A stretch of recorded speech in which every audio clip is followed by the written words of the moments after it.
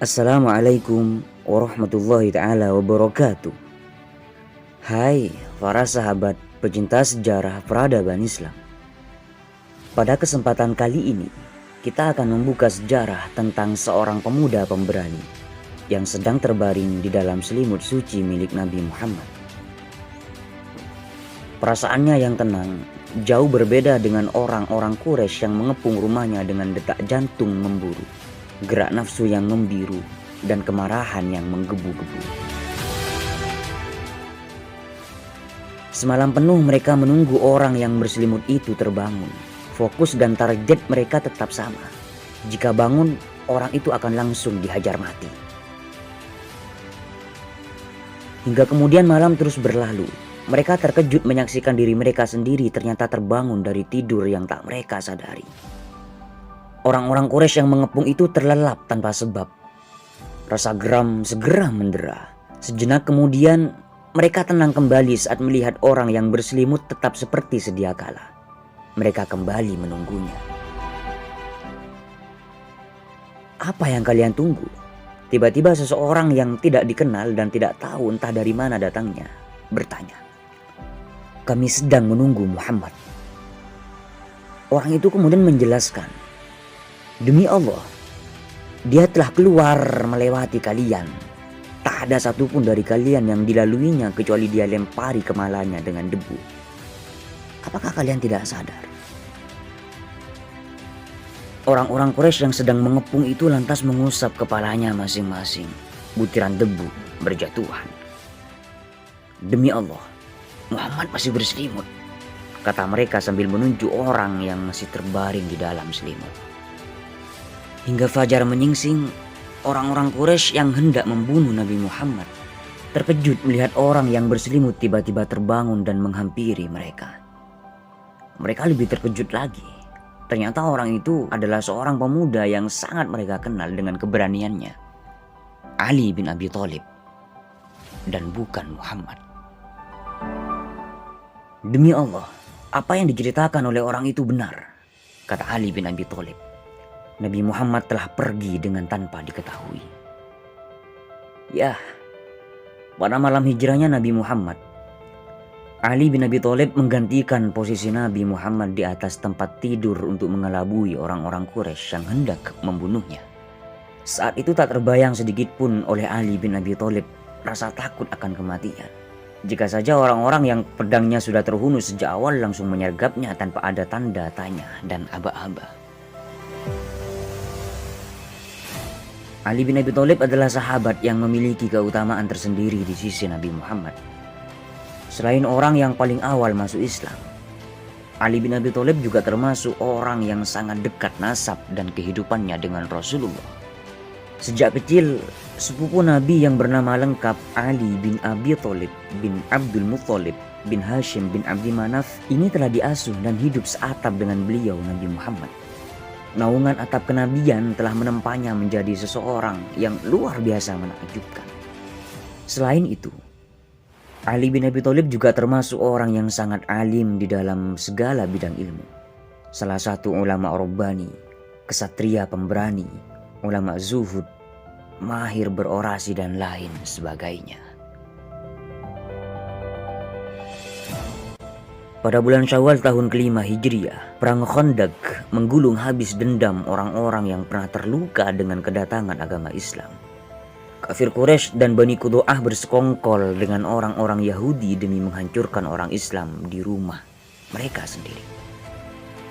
Di pihak lain, orang-orang Islam telah menyiapkan segala-galanya demi keperluan genting menyelamatkan negeri yang sedang berumur sejagung ini. Orang-orang kafir merangsek maju dengan membawa keyakinan akan menang. Tapi sayang, langkah mereka terhenti di luar kota Madinah. Pasukan yang hendak mengadu nyawa itu terhalangi parit yang menganga lebar di antara mereka dan pasukan di seberang sana. Parit itu sengaja dibuat oleh orang Islam di pintu masuk kota untuk melindungi diri dan menghentikan langkah kaki musuh. Alasannya karena perang ini sangat tidak imbang, sangat timpang. Kaum Islam yang baru seumur jagung ini dipaksa meladeni 10.000 pasukan koalisi Quraisy dan kabilah lain yang menjadi sekutu mereka. Selain itu, perkampungan di bagian belakang Madinah yang menjadi pintu masuk belakang kota dihuni oleh orang-orang Yahudi Bani Quraidah. Bukan hal yang mustahil jika kemudian mereka akan mengkhianati perjanjian damai untuk membela sekutu mereka yang ada di luar Madinah. Beberapa kesatria berkuda Quraisy mengitari parit itu dengan sangat teliti. Di satu bagian, pandangan mereka terbentur salah satu posisi parit yang tak terlalu lebar dan dalam. Kemudian tanpa pikir panjang, seorang kesatria Quraisy yang sangat masyhur mengambil ancang-ancang. Sekali lompat, kuda yang ia tunggangi melesat dan berhasil mencapai tanah seberang. Pasukan Islam terkejut melihat kesatria yang sangat masyhur itu kini berdiri tegap dan menyombongkan diri. "Man yubaris, yang berani, maju!" teriaknya dengan sangat angkuh dan percaya diri. Ali bin Abi Thalib yang berusia 30 tahun, darah mudanya mendidih mendengar tantangan itu. Ali hendak maju meladeninya, tapi sayang Nabi Muhammad melarangnya. "Ijlis ya Ali, innahu Amr bin Abdul Wud." "Duduklah wahai Ali, dia itu Amr bin Abdul Wud." Dahulu Nabi Muhammad memberi peringatan kepada Ali bahwa musuh yang sedang berada di kawasan Islam dan melayangkan tantangan itu bukanlah kesatria biasa. Amr bin Abdul Wud adalah momok paling menakutkan yang dimiliki kafir Quraisy. Dialah orang tua yang sudah berumur 90 tahunan yang tiba-tiba saja bisa menjadi sangat liar dan ganas di perang Badar. "Man yubaris, siapa yang berani maju?" Tantangan itu kembali terdengar tanpa ada jawaban. Ali bin Abi Thalib yang semakin geram dengan tantangan Amr bin Abdul Wud kembali hendak maju. Tapi lagi-lagi Nabi Muhammad melarang dan mengucapkan hal yang sama seperti sebelumnya. Tantangan itu kemudian diucapkan untuk ketiga kalinya. Ketika tantangannya seakan kembali membentur dinding tuli dengan tanpa ada tanggapan, Amr bin Abdul Wud menjadi lesu dan kemudian kata provokatifnya dengan sangat geram, "Aina jannatukum allati tazumuna annahu man qutila minkum dakhalaha afala tubarizuna li rajulan."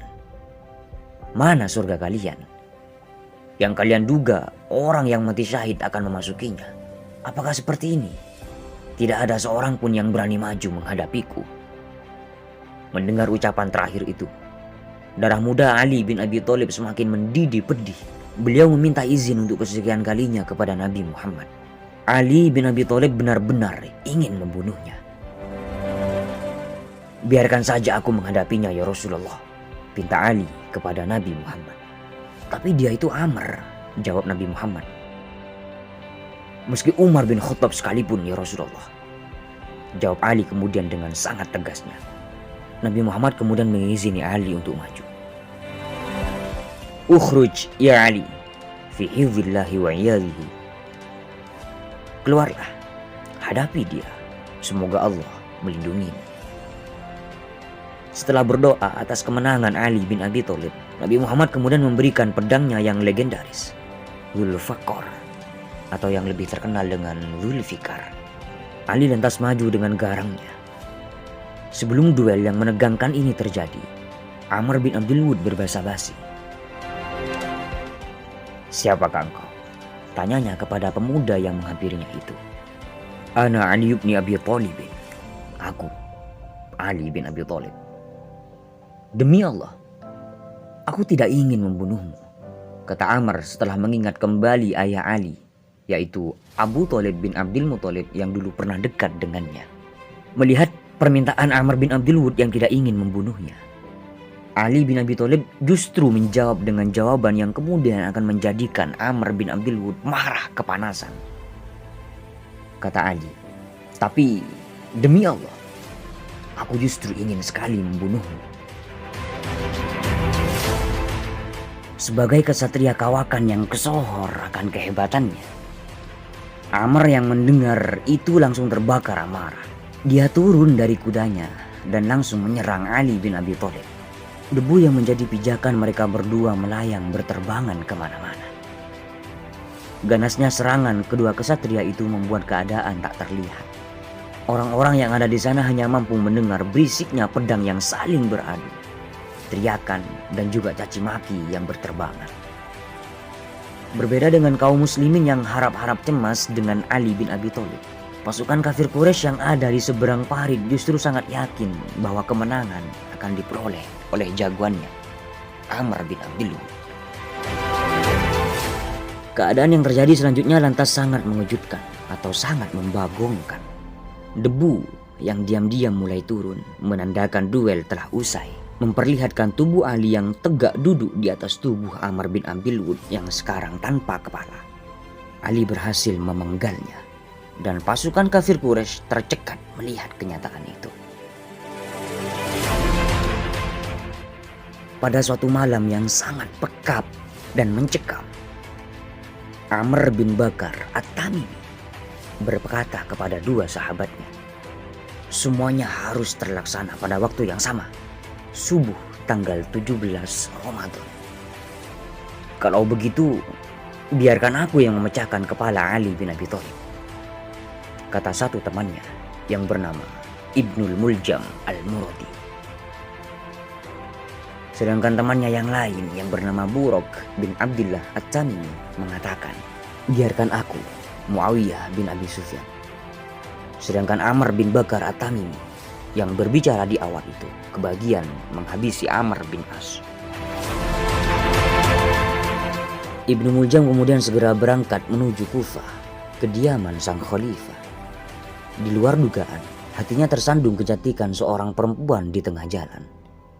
Misi membunuh Khalifah Ali tertunda karena hatinya benar-benar tak bisa dikendalikan. Dengan jujur, dia nyatakan perasaannya itu pada perempuan yang sangat disukainya itu, bernama Qottom binti Syajnah, yang kemudian tersenyum aneh kepadanya. Qottom bin Syajnah ini ternyata adalah salah satu putri cantik dari pimpinan Khawarij. Di saat memerangi orang-orang Khawarij di Naharawan, Khalifah Ali berhasil membunuh ayah dan saudara Qottom. Maka kemudian Qottom ini ketika hendak dilamar oleh Ibnul Muljam memberikan beberapa syarat. Aku mau menerima lamaranmu itu, tapi dengan beberapa syarat. 3.000 dirham dan kematian Ali bin Abi Thalib untukku. Ibnu Muljam terkejut mendengar itu. Selain karena dia akan membunuh orang paling mulia itu saat itu juga, dia juga sadar betapa beratnya misi yang sedang dia tanggung dan dia terima. Ibnu Muljam seketika itu tersenyum. Sekali daki, 2 gunung bisa dinaiki. Ibnu Muljam lantas menikah dengannya. Di hari keberangkatannya itu, Qottom binti Syajnah menyertakan seorang lelaki dari kaumnya bernama Wardan kepada Ibnu Muljam. Nun jauh di kota Kufah, azan subuh dari Masjid Jami' Kufah menggema seperti biasanya, seperti yang sudah-sudah. Di bawah angin dari menara, meliuk lepas melewati dinding-dinding kota sebelum akhirnya merasuk ke dalam telinga masyarakat. Di antara riuh rendah suara azan yang membayangi kesepian lorong-lorong itu, ada satu jiwa yang detak jantungnya terus-menerus memburu dan membara. Dari kejauhan, hembusan angin menerbangkan sebuah suara ke daun telinganya. As-sholah, as-sholah, as-sholah. Dilihatnya Khalifah Ali keluar menuju masjid sambil membangunkan penduduk kota di sepanjang jalan yang dilaluinya. Belum seberapa jauh Khalifah Ali melangkah, sesosok bayang hitam berkelebat cepat di antara remangnya cahaya yang ada. Ibnu Muljam. Khalifah Ali tiba-tiba menjerit. Tubuhnya telah terkapar setelah kepalanya terkena sabetan pedang yang beracun. La hukma illa lillah.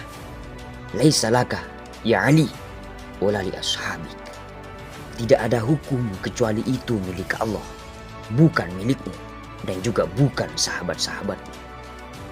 Ibnu Muljam segera lari setelah meneriakkan kata-kata itu, dan beberapa orang yang datang segera menangkapnya. Ketika Ibnu Muljam ditawan dan disandra, ia ditanya oleh Ummu Kulthum, putri Khalifah Ali bin Abi Thalib. Wayhak, celakalah engkau. Kenapa engkau pukul Amirul Mukminin? Ibnu Muljam kemudian menjawab, bahwa aku memukul bapakmu, bukan memukul Amirul Mukminin. Ummu Kulthum kemudian membentak Ibnu Muljam dengan mengatakan bahwa Ali, dia baik-baik saja. Lantas kenapa engkau menangis? Demi Allah, aku memukulnya hanya sekali. Seandainya aku pukulkan kepada penduduk Mesir, niscaya mereka akan mati seketika itu juga. Aku membeli pedang itu seharga 1000 dirham dan telah kuolesi dan kurendam pedang itu dengan racun seharga 1000 dirham selama 1 bulan. Khalifah Ali kemudian menghembuskan nafas terakhirnya pada hari Ahad 19 Ramadan tahun 41 Hijriah, yaitu 3 hari setelah bertahan melawan kesakitannya sendiri.